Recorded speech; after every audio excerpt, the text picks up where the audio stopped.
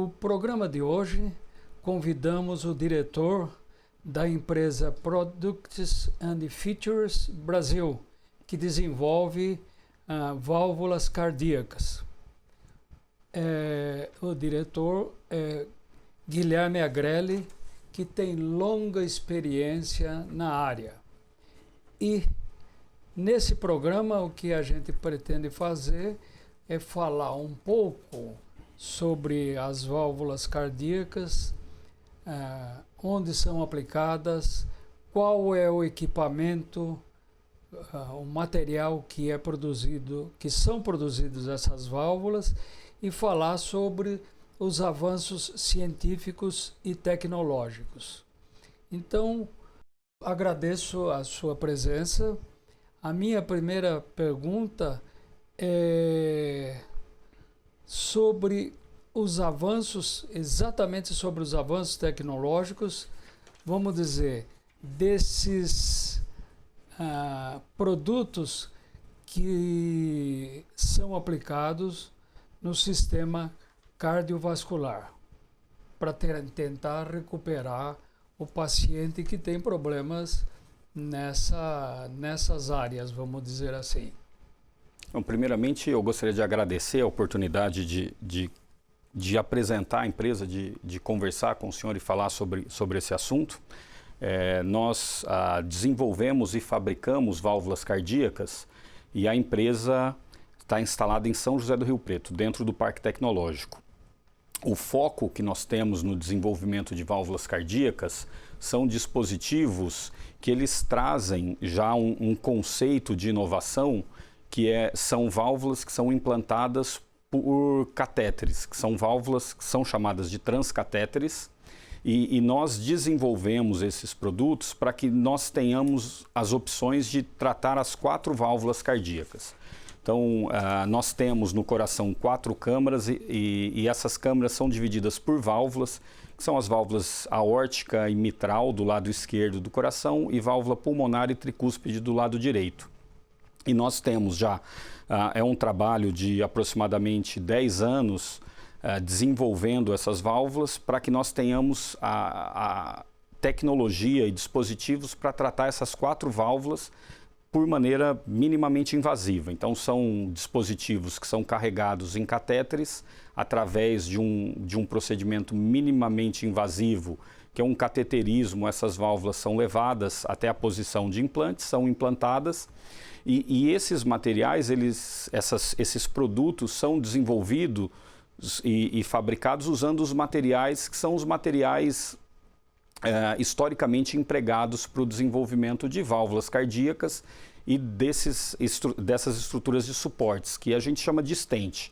Então, nós temos válvulas que são montadas em stents e a gente usa os materiais que são os materiais convencionais para esse tipo de aplicação.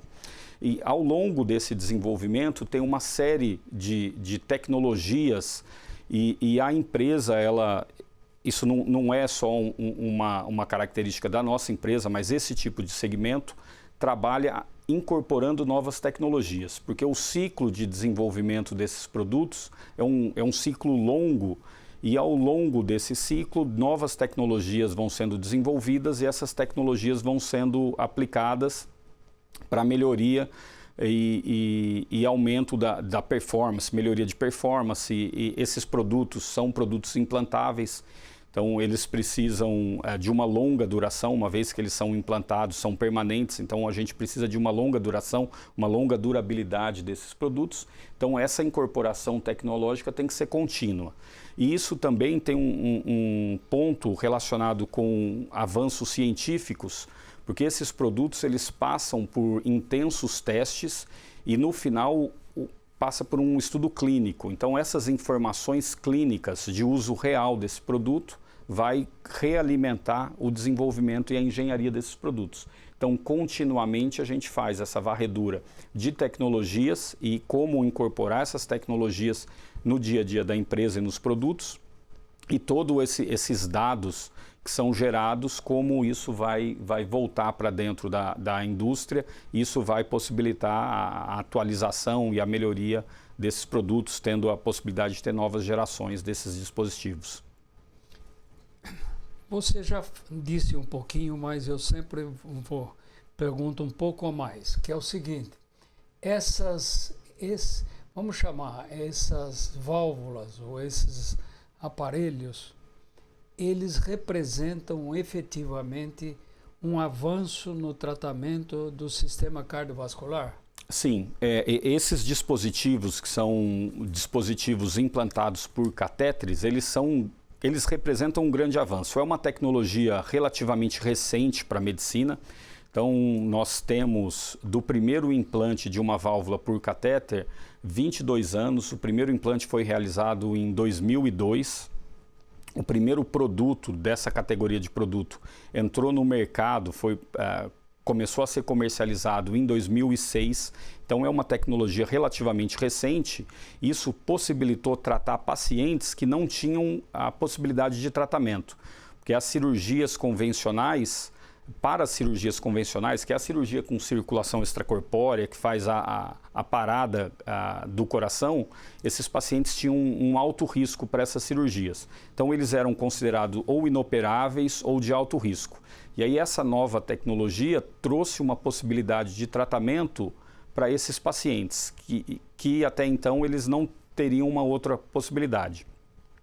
E com o desenvolvimento tecnológico, com o aumento dos dados e o acompanhamento desses resultados, essas terapias passaram a ser adotadas por pacientes que tinham um risco menor. Então hoje já tem uma classe de pacientes, um grupo de pacientes que eles acabam sendo de baixo risco para a cirurgia convencional, mas eles têm a possibilidade de terem um tratamento minimamente invasivo, sem a necessidade dessa cirurgia convencional, que faz a abertura do tórax e parada circulatória. Então, existe já a aplicação desses dispositivos para pacientes que são de baixo risco. Então, isso representou uma grande mudança no paradigma do tratamento das doenças valvares no mundo. Muito bem. Eu ainda gostaria de insistir um pouquinho mais nessa questão, que representa um avanço científico e tecnológico, não tenho dúvida, da maneira que você abordou a questão. Agora, você tem uma ideia qual foi a diminuição de cirurgias em porcentagem, talvez? Hoje, quando a gente observa esses números, a gente não vê uma diminuição do número de cirurgias. O que a gente observa é um aumento significativo do número de pacientes que são tratados. Então, continua havendo a cirurgia convencional, ela continua existindo e ela continua tratando o mesmo número de pacientes. O que surgiu foi um número grande de pacientes que eles não eram tratados e começaram a ser tratados. Então, a gente não observou em números a substituição de uma cirurgia para outra. A gente começou a observar um número maior de pacientes sendo tratados. Isso é um grande avanço para a humanidade. Então a gente conseguiu tratar mais pacientes, a gente desenvolveu uma nova tecnologia, essa nova tecnologia ela entrou e possibilitou tratar mais pacientes. Então a gente tem hoje no mundo esses números são da cardiologia mundial, então a gente tem os pacientes que são tratados pelas técnicas convencionais, eles têm indicações para esse tratamento com as técnicas convencionais e a gente tem um grande número de pacientes, a gente está falando hoje só de válvula aórtica, aproximadamente 300 mil pacientes por ano que passaram a ser tratados, que possivelmente uma parcela desses pacientes ela seria tratada com a cirurgia convencional, a gente veria um aumento natural do número de cirurgias, mas tem uma parcela desses 300 mil pacientes que não seriam tratados. Então a gente observou um aumento significativo no número de pacientes que são tratados. Eu gostaria que você fizesse um paralelo entre as cirurgias, tempos de internação, riscos anteriores, quando era uma cirurgia propriamente dita, e esse procedimento, que vocês não denominam como cirurgia. Na verdade é uma cirurgia minimamente invasiva, é uma intervenção cirúrgica, mas realizada através de catéteres e guiada por imagens. Então, esses implantes são guiados através de fluoroscopia, então tem um raio-x que está acompanhando o posicionamento dessa válvula, ele é guiado por essas imagens e muitas delas são auxiliadas também com um eco. Então tem um ultrassom e o raio-x que possibilita o uso desses produtos. Então eles são guiados por essas imagens.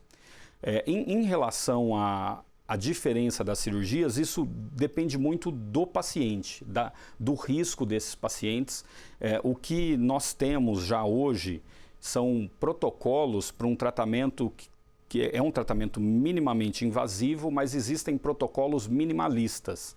Então, alguns grupos no mundo têm desenvolvido essas técnicas para que o paciente ele tenha alta no mesmo dia da intervenção. E essa é uma grande mudança em relação à cirurgia convencional, que esse paciente ele vai passar por um processo de circulação extracorpórea, ele vai ser submetido a essa circulação extracorpórea, ele vai precisar de algum período de recuperação pós-cirúrgico no hospital. E com essas técnicas transcatéteres, esses pacientes eles podem ser tratados com esses protocolos minimalistas que podem, inclusive, ter alta no mesmo dia da intervenção. Então, o paciente chega pela manhã no hospital, faz um implante da válvula, no final do dia ele já tem alta. Eu ainda gostaria que você desse um exemplo, como ou explicasse um pouco mais de detalhe o que é um catéter. O catéter são dispositivos, a gente, de uma maneira simplista, a gente pode falar que são tubos, que nós tratamos esses catéteres, onde são alojadas as válvulas, como sistemas de entrega. Então a gente fala de cateterismo, esse procedimento que vai se fazer um acesso ao vaso, uma veia ou uma artéria.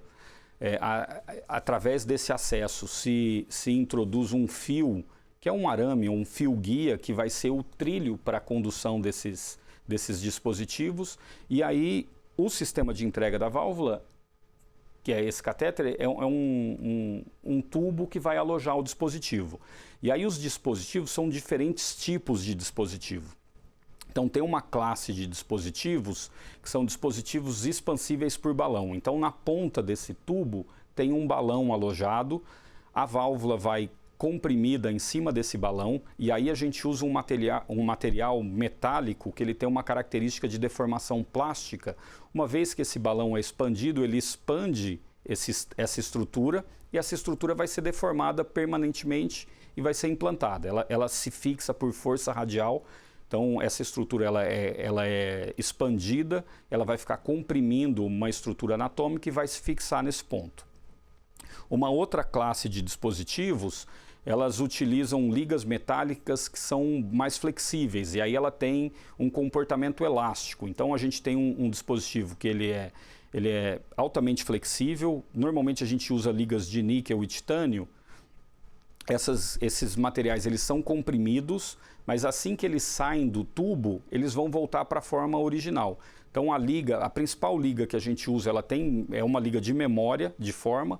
Então assim que ela sai desse catéter, ela vai voltar para o formato dela. Então essas duas classes de produtos vão determinar dois tipos diferentes de dispositivos de entrega, que são esses catéteres, que de uma maneira simplista são tubos que carregam os dispositivos nas extremidades. Esse dispositivo, esses catéteres, eles vão ser posicionados de acordo com a doença a ser tratada, verifica o posicionamento, verifica o alvo de tratamento, e aí faz uma liberação controlada desses dispositivos e imediatamente se verifica a função deles. Então, através dessas imagens, e aí se faz um uso muito intenso de imagens, e aqui eu vou me prolongar um pouco, mas tem um ponto importante. Quando a gente fala do desenvolvimento tecnológico e científico, tem o desenvolvimento dos materiais, das técnicas de fabricação, mas essas técnicas utilizadas na medicina são muito importantes, o desenvolvimento tecnológico disso. Então a gente viu nesse período de 20 anos do desenvolvimento dessas tecnologias uma evolução muito grande das imagens médicas. Então desde as imagens de tomografia, que são utilizadas para o planejamento, para as medições desses pacientes e para a escolha do dispositivo adequado, tanto da técnica adequada para tratamento, quanto do dispositivo adequado, quanto também das imagens de ultrassom para a gente fazer o diagnóstico do paciente e depois acompanhar o implante do dispositivo e avaliar a performance imediata do dispositivo. Então, é uma combinação do uso de tecnologias, é um uso intenso, tanto na indústria que fabrica o dispositivo, quanto no médico, na aplicação desse dispositivo se faz uso e cada vez mais se atualiza a tecnologia utilizada. Então a gente acompanha ao longo desse período e a gente vê como as imagens médicas foram evoluindo e também como os dispositivos foram evoluindo e essa evolução ela é necessário que as duas partes tenham essa evolução. Tanto a indústria que desenvolve os dispositivos, quanto a aplicação desses dispositivos incorporem essas novas técnicas e modalidades de imagem para que esses tratamentos sejam mais precisos e eficazes. Quer dizer, tem, vamos dizer assim, grosseiramente, dois momentos. Um momento de planejamento e outro momento de implantação propriamente dito. Porque esse dispositivo ele vai viajar dentro de um vaso até que chegar na região desejável. Exatamente. E o planejamento é uma etapa muito importante desses procedimentos.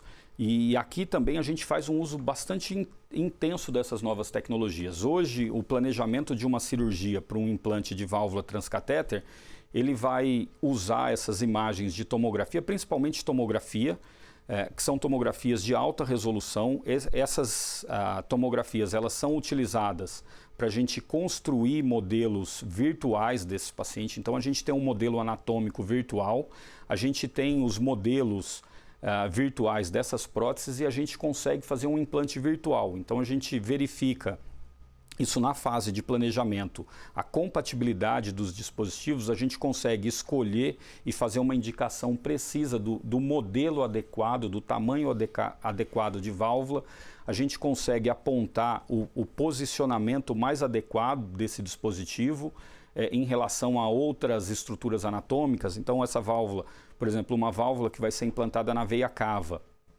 para tratar a válvula tricúspide, a gente precisa preservar o fluxo de uma veia hepática.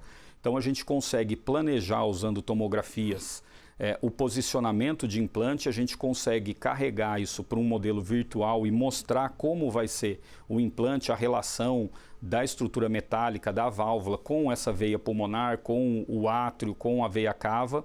E depois, se necessário, a gente consegue fazer uma impressão 3D desse modelo e fazer o treinamento da equipe médica que vai fazer o implante. Então, é possível, usando essas tecnologias, que a gente faça um planejamento e faça um treinamento já específico para o implante, específico para um paciente. Então, nós temos casos nos produtos que nós fabricamos de uso da impressão 3D para o planejamento e treinamento das equipes médicas. Então, todos os casos que são realizados, a gente tem uma anatomia impressa do paciente. Aí é a anatomia do paciente. A gente faz uma segmentação das imagens, faz uma impressão desse modelo e aí a gente consegue fazer essa simulação do implante usando os dispositivos reais que vão ser usados no tratamento. Quer dizer, antes de fazer a colocação da válvula propriamente dito, você já fez tanto um planejamento como um treinamento. E isso faz parte desse conceito que eu havia mencionado anteriormente do tratamento minimalista. Então, a gente sabe que se não tem nenhuma surpresa na hora do implante, se reduz o tempo de intervenção, evita complicações. Então, esse passo é muito importante para garantir um resultado adequado, o resultado otimizado desse implante. Então se faz o planejamento, se avalia, faz medidas nas tomografias, algumas vezes tem as imagens de eco, se faz essa avaliação, verifica as relações anatômicas, se tem dilatação dos vasos, se tem alguma tortuosidade. Então tem um trabalho aí de avaliação de imagens médicas e depois o uso disso para o planejamento e treinamento, que aí é simultâneo. Tem uma discussão da equipe médica antes dos procedimentos para verificar essa anatomia, verificar os potenciais desafios que podem ser encontrados, já se planejar o que fazer caso aconteça alguma situação desafiadora dessa e evitar que durante a intervenção tenha essas surpresas.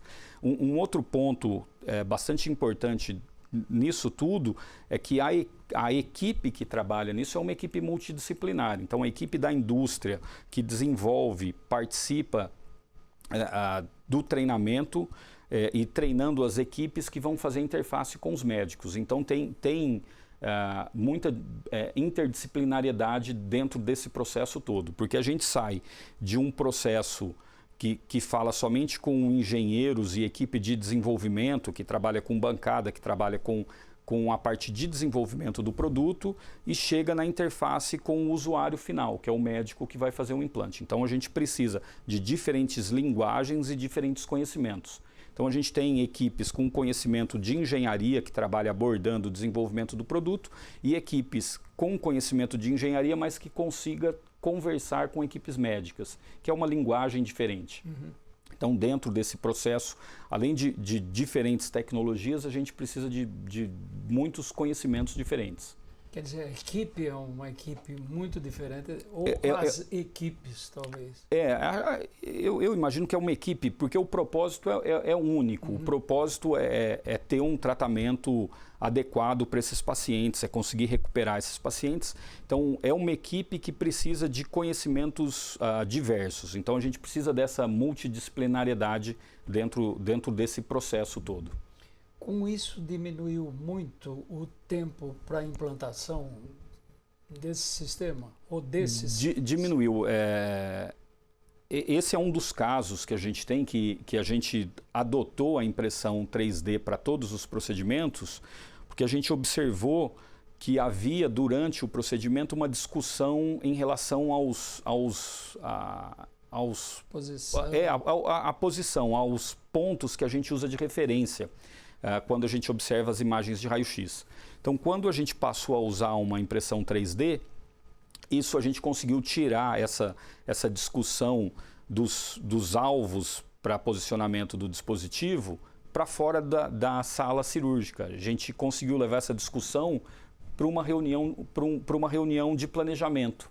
E aí a intervenção reduziu. E a gente viu, são quedas de tempo bastante significativas. Então, cirurgias que inicialmente levavam 1h30, a gente consegue hoje fazer esse implante em cerca de 30 minutos.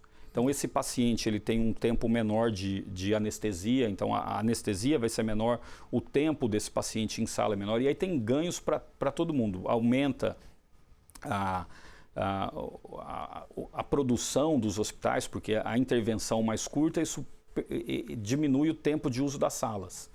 Então, isso tem ganhos para o paciente, tem ganhos para o hospital e também reduz a possibilidade de complicação desses procedimentos. Então, é um ganho que ele também acompanha diversos aspectos. Não é somente para o paciente, não é somente para o hospital, não é somente para a indústria. Todo mundo tem benefício com a incorporação dessas tecnologias. Muito bem.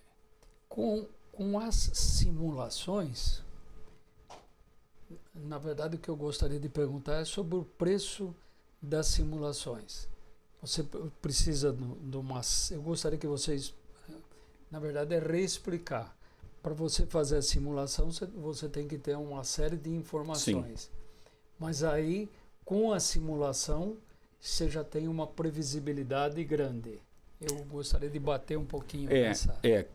Com o início desse processo, que é o processo de planejamento de uma cirurgia, começa com essas imagens. Então, esse paciente ele tem uma indicação de tratamento, que aí é uma indicação clínica. Nesse aspecto, a gente não tem um envolvimento. Nós recebemos as imagens, e é uma equipe de especialistas de produto, recebem essas imagens, que são tomografias, normalmente são tomografias que possibilitam a reconstrução 3D dessas imagens, todas as medições e essas tomografias elas têm características específicas. Então, são imagens que permitem um trabalho em alta resolução. Então parte desse ponto, e aí uma equipe faz toda a reconstrução 3D, faz medidas e reconstruções 3D, que aí é um trabalho computacional é uma equipe de biomédicos que trabalham com esse processo, com experiência, com avaliação de imagens médicas, com reconstrução dessas anatomias, verificação dos pontos de interesse. E aí esse modelo ele vai ser passado para uma equipe de engenharia que faz a impressão 3D. Isso é uma equipe, são várias pessoas, são vários grupos dentro de uma instituição que trabalham para fabricar esses modelos e para fazer essas simulações. Mas a gente entende que o benefício disso é maior do que esses custos. Então, isso vai ser impresso em 3D, a empresa tem um parque de impressão 3D, faz as impressões desses modelos. Nós fazemos também uma implantação virtual. E aí é um trabalho que a gente pega esses modelos 3D virtuais das próteses e a gente implanta nas anatomias.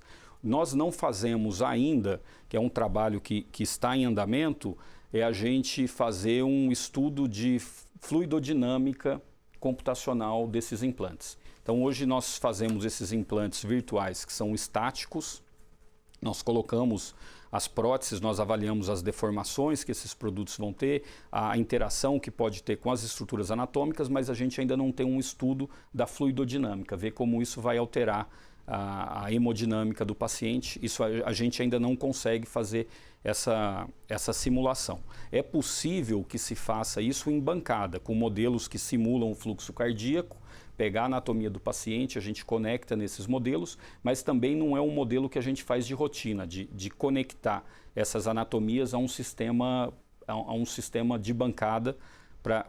Isso a gente faz em alguns casos desafiadores ou em alguns casos de pesquisa. No início da experiência clínica com novos dispositivos, isso é necessário. A gente começa a avaliar a anatomia dos pacientes, a gente reconstrói esses modelos, conecta esse modelo num sistema pulsátil que reproduz o fluxo cardíaco e aí simula o implante desses dispositivos em bancada. Mas na rotina do dia a dia isso levaria muito tempo e isso aumentaria significativamente o custo desses planejamentos. Então a gente, na rotina... É um caminho para o futuro. É um caminho para o futuro. É um caminho para o futuro. A gente vê aí alguns caminhos. Então, esse caminho do implante virtual e da avaliação dos modelos virtuais, uma implementação mais rápida disso, porque isso acaba sendo mais rápido. A gente hoje tem acesso fácil a grande poder computacional, então é fácil a gente evoluir com esses modelos. O modelo de bancada, para fazer a simulação em bancada, acaba sendo um elemento que a gente usa em situações que são casos desafiadores, que estão nos limites das indicações das tecnologias e também desses treinamentos no início de uma nova tecnologia.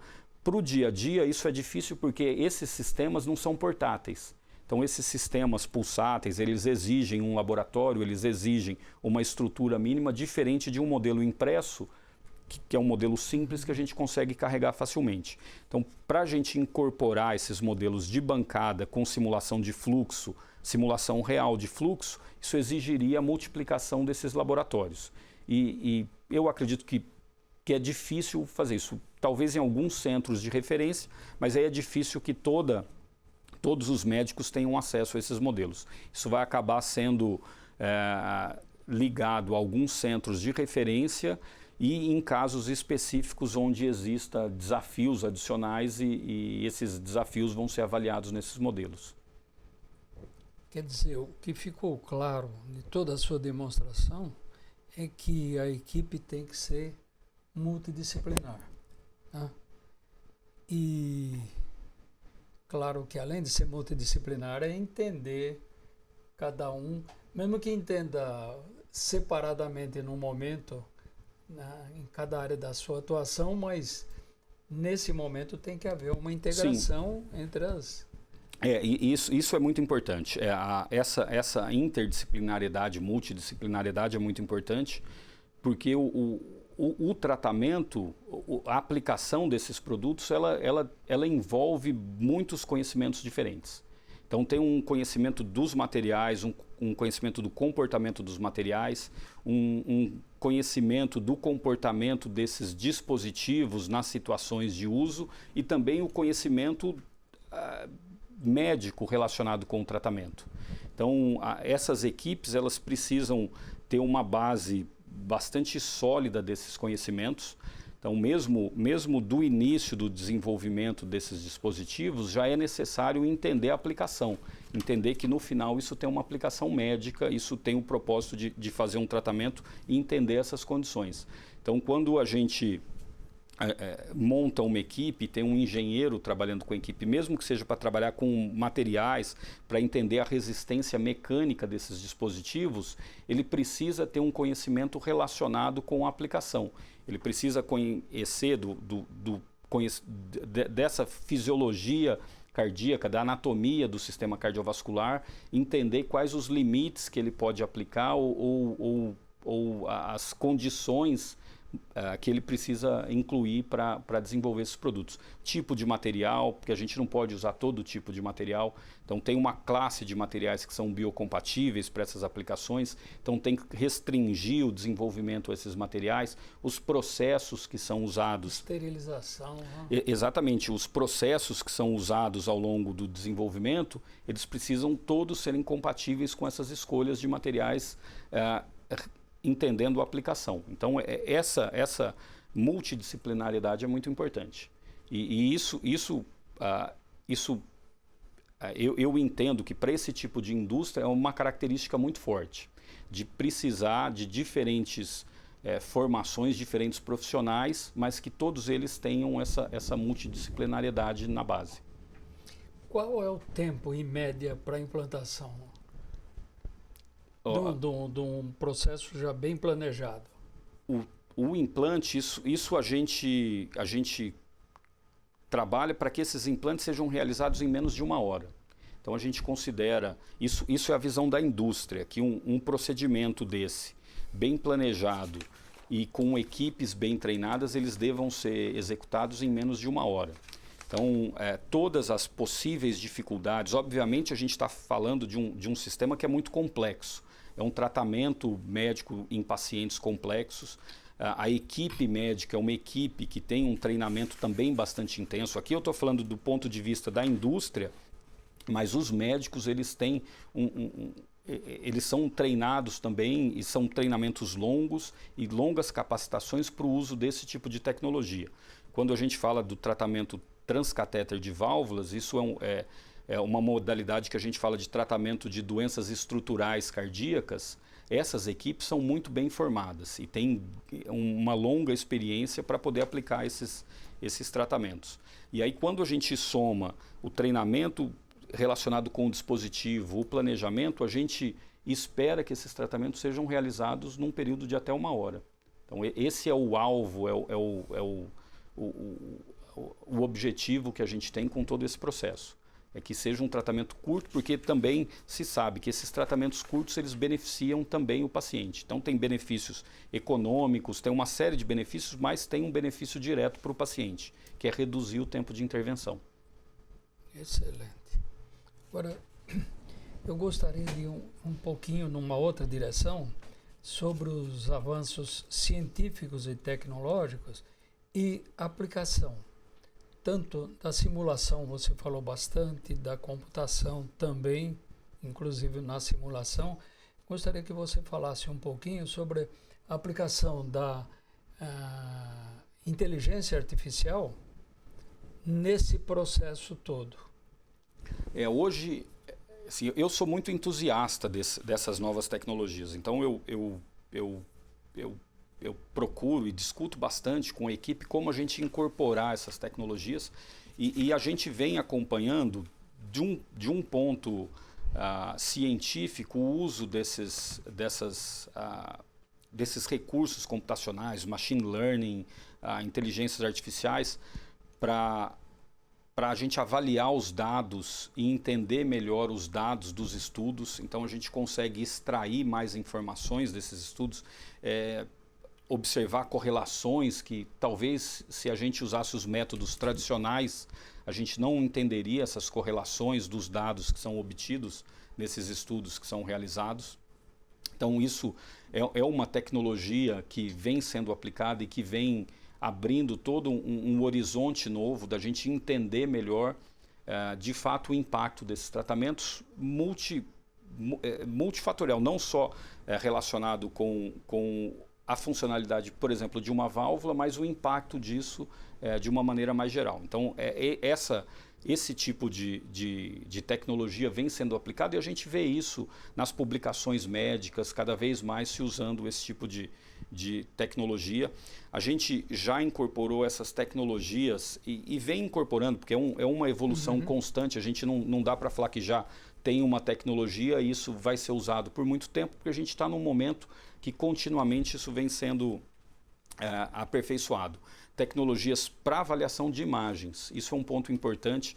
Então, por exemplo, a reconstrução que a gente faz das tomografias para a gente obter as imagens tridimensionais e fazer os modelos, isso levava muitas horas de processamento, de tratamento das imagens, e com o uso desses algoritmos, usando inteligência artificial, vou falar inteligência artificial de uma maneira bastante genérica aqui, o uso desses algoritmos simplificou muito o tempo de processamento, aumentou muito a nossa capacidade de aplicar isso. Então, mesmo com um grande volume de imagens que chegam, a gente consegue processar isso e rapidamente ter esses modelos. Isso tudo porque está usando uma capacidade computacional que há pouco tempo atrás a gente não tinha a possibilidade. A gente vê isso também com outros aspectos, por exemplo, de simulação no uso de materiais, fazer simulação de fadiga das estruturas. A gente vê que essa capacidade computacional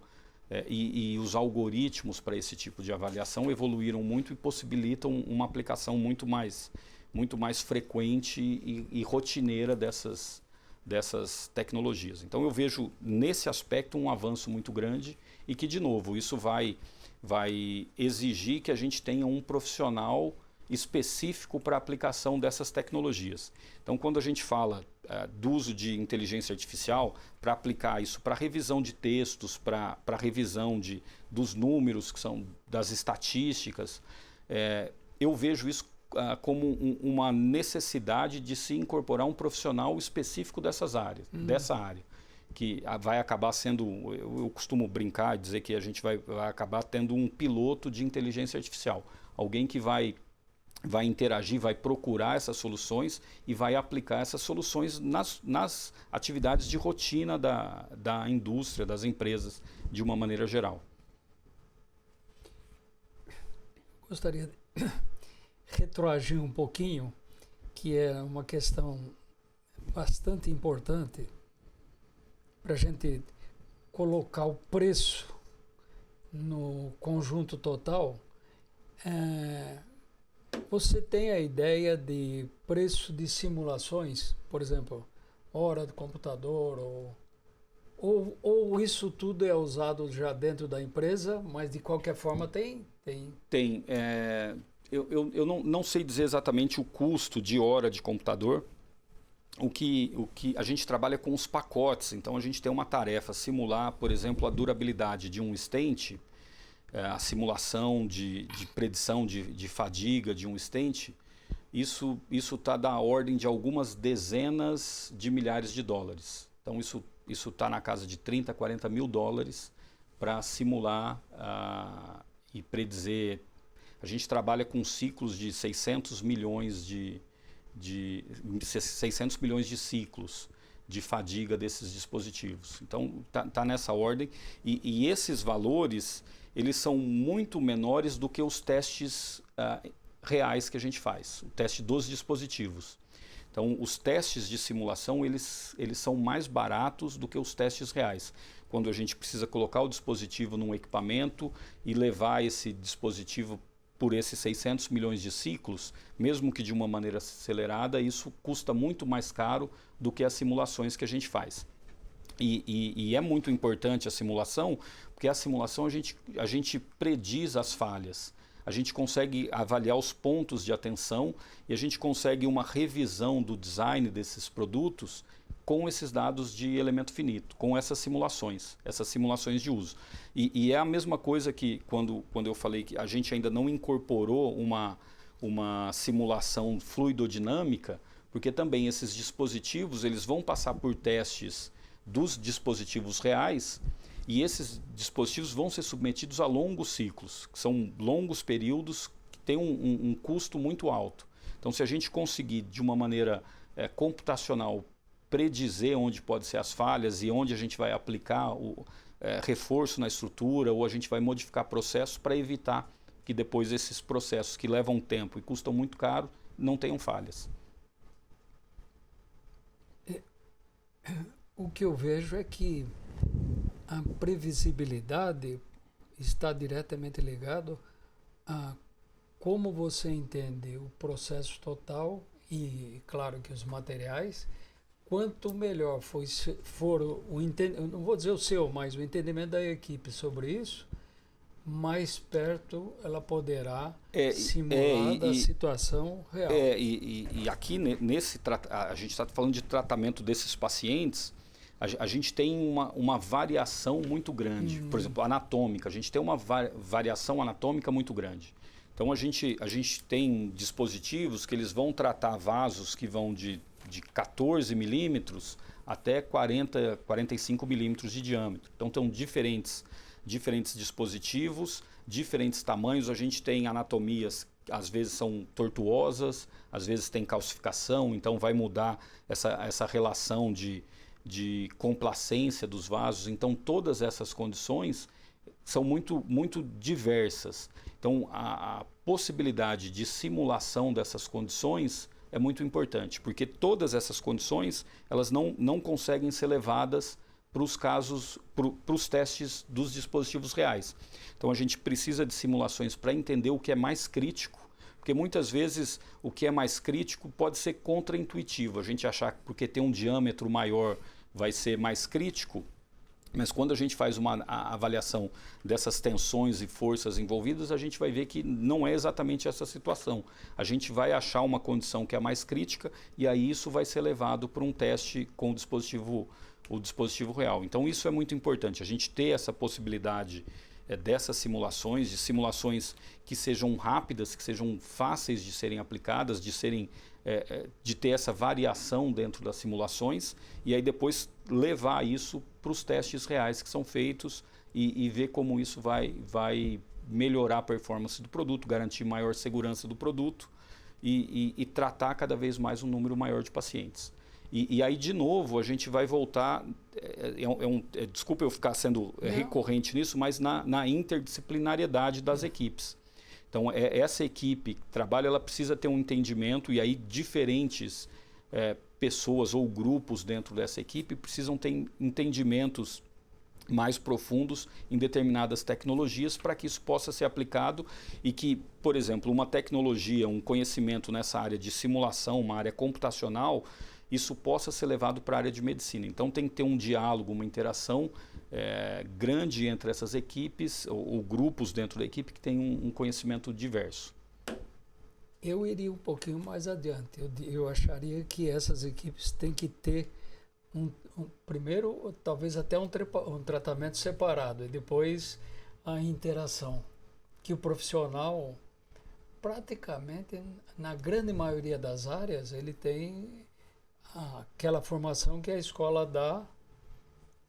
As universidades, claro, que elas estão em mudança também, não? Elas incorporam a mudança, sim, mas não entende perfeitamente o que é a necessidade de empresas diferentes.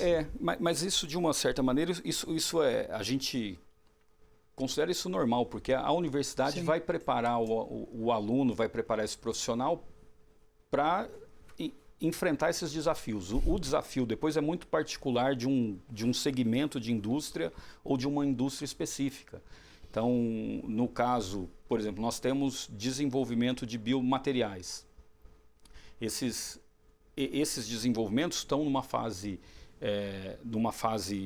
inicial de desenvolvimento, são desafios muito particulares da indústria, desse grupo. Uhum. Então, a gente não vai encontrar um aluno, alguém saindo da universidade que às vezes tenha trabalhado com esse tipo de desafio, com esse desafio específico, mas ter um entendimento claro da biologia envolvida, da química envolvida, da física envolvida, e conseguir aplicar esses conhecimentos e rapidamente entender o que está acontecendo e conseguir colaborar com a solução desses problemas. Porque no final a gente fica resolvendo problemas, a gente resolve problemas, a gente tem que encontrar o problema a ser resolvido e resolver esse problema. E aí é isso que a gente espera desses profissionais, que eles tenham um entendimento do problema e colaborem na solução desses problemas. Eu insistiria ainda um pouquinho mais na seguinte coisa. Como eu vivi na universidade praticamente todo o período da minha carreira, a gente vê que a universidade, evidentemente, ela vai mudando, mas ela não tem totalmente esse entendimento. As disciplinas, por mais que elas tentam abordar, elas ainda têm um eixo central e são fixo aquele eixo central, porque quem leciona essas disciplinas tem aquele tipo de formação. Então, a própria universidade, na verdade, é a sociedade, né? Ela está em mudança, e tomara que essa mudança seja constante e que no futuro possa também preparar esses profissionais, não só para a área da saúde, para outras áreas também, com um entendimento num determinado momento, não na fase de formação, mas num determinado momento, ele incorpore o conhecimento da empresa ou do conjunto de empresas que os alunos poderão trabalhar. As mudanças são muito rápidas, né? E essas estruturas, talvez por serem grandes, elas demoram para se adaptar, né? A acompanhar essas mudanças. E essa interação da indústria com a academia é muito importante. Sim. Porque, como o senhor disse, tem um eixo central que continua com essa formação, mas começa a se conhecer os problemas que são os problemas práticos das indústrias. São de fato os problemas que esse profissional, no dia a dia profissional, quando ele vai trabalhar numa indústria dessa, ele vai enfrentar. Isso começa a ter um papel importante na formação dos profissionais. Já inicialmente, de uma maneira precoce, ter contato com o tipo de situação que é a situação que vai se enfrentar depois. Talvez essa formação estanque, eu digo talvez, mas eu tenho certeza que já está mudando. Ela tem uma velocidade, já tem na própria universidade, uma velocidade de mudança, não é de empresas, e principalmente empresas mais específicas, como é o caso dessas ligado à área de saúde. Mas você falou uma coisa que eu penso todos os dias: a velocidade, as mudanças, velocidades de mudanças, como que você prepara a gente para esse entendimento. Mas eu gostaria de mudar um pouquinho agora a conversa e falar um pouco sobre a sua empresa. Ela está na América Latina, ou tem na América Latina 5 empresas? A gente está em São José do Rio Preto, dentro do Parque Tecnológico, e a gente faz parte de um grupo que tem empresas espalhadas pela Europa. Então a gente tem na Áustria, na Alemanha, Portugal, Espanha, na Europa. Nós temos nos Estados Unidos um grupo também que está trabalhando com a parte clínica, de estudos clínicos, e nós temos parcerias com outras empresas na China e na Índia. E todo esse desenvolvimento, todo esse trabalho é feito de uma maneira colaborativa por todas essas unidades da empresa. Então eu diria que a gente é um belo exemplo de globalização e de trabalho remoto, porque a gente trabalha, todas essas unidades são conectadas. Então todo o desenvolvimento de produtos que ele está baseado em São José do Rio Preto aqui no Brasil, nós trabalhamos incorporando essas colaborações de toda a equipe. Então, continuamente a gente tem essa interação. A mesma coisa com os dados clínicos. Então, os produtos são fabricados aqui, eles são aplicados. Hoje nós implantamos as válvulas que são fabricadas aqui em mais de 50 países e todos esses dados eles voltam para cá para que a gente acompanhe o resultado dos implantes e a gente utilize isso para os novos desenvolvimentos. Então, a empresa está espalhada, mas essa rede ela colabora, ela trabalha com uma colaboração intensa entre todas essas partes. Então, eu volto a uma questão anterior. Quer dizer, vocês incorporam o conhecimento muito mais rápido do que no passado. Porque você tem Sim, informações e não só o conhecimento, mas com essa diversidade de posições, a gente precisa assimilar questões culturais também. Então, são diferentes unidades em diferentes países, e são países muito diferentes. Quando a gente trabalha em parceria com empresas chinesas, indianas, europeias e americanas, são culturas diferentes.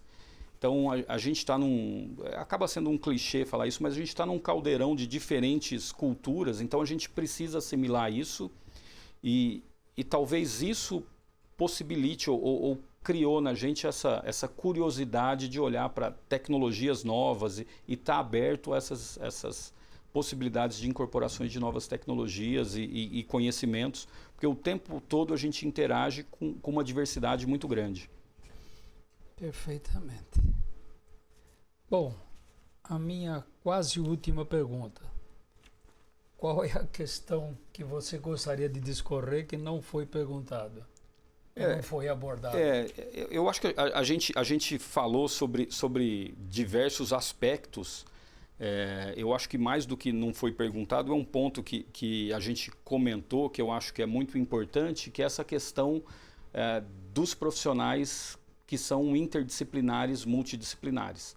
E esse é um ponto que eu insisto muito. Eu tenho, de formação, eu sou físico médico, que é uma formação que nasceu interdisciplinar, essa questão. Então, esse é um ponto que eu considero muito importante e que isso é muito importante para a continuidade desse tipo de indústria no Brasil. Porque a indústria de dispositivos médicos é uma indústria estratégica para um país. Ainda mais quando a gente desenvolve e fabrica insumos que são insumos prioritários. Se a gente observa as políticas públicas e verifica o que são esses insumos prioritários, essa questão de doença cardiovascular está dentro disso aí. Então, esse tipo de indústria, ela depende muito desses profissionais que são interdisciplinares. Então, eu acho que esse é um ponto muito importante e que eu sempre insisto em mostrar que esse tipo de indústria só existe porque a gente tem esse tipo de profissional. E cada vez mais a gente precisa desses profissionais migrando para a indústria para dar continuidade e incorporar cada vez mais tecnologia e avançar com o desenvolvimento desses produtos. Como que você pensaria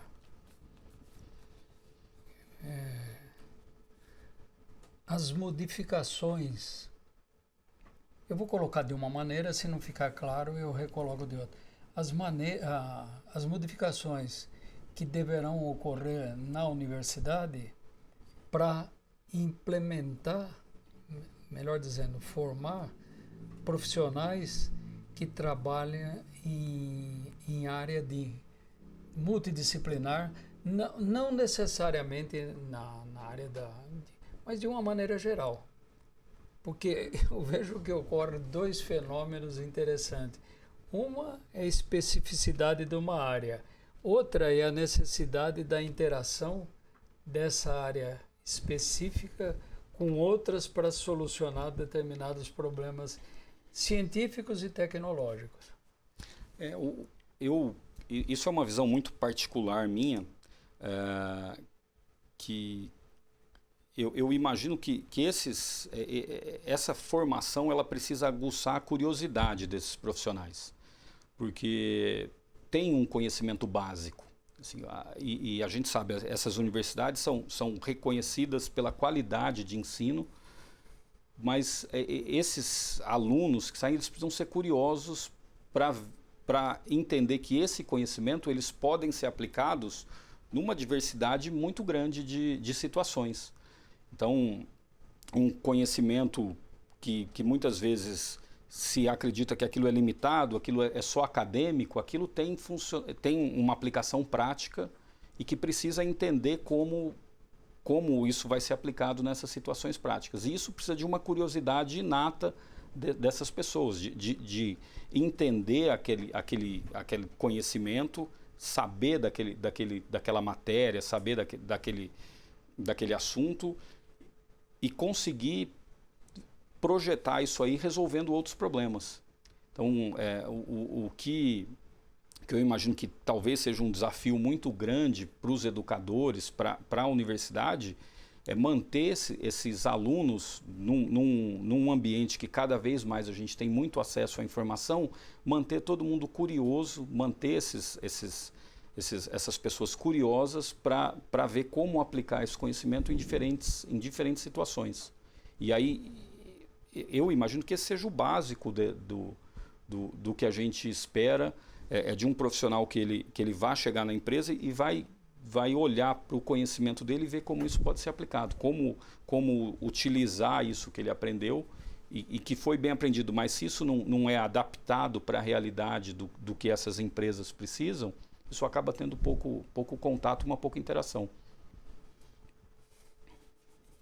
Agora, eu gostaria de fazer uma última pergunta para você, que é a seguinte.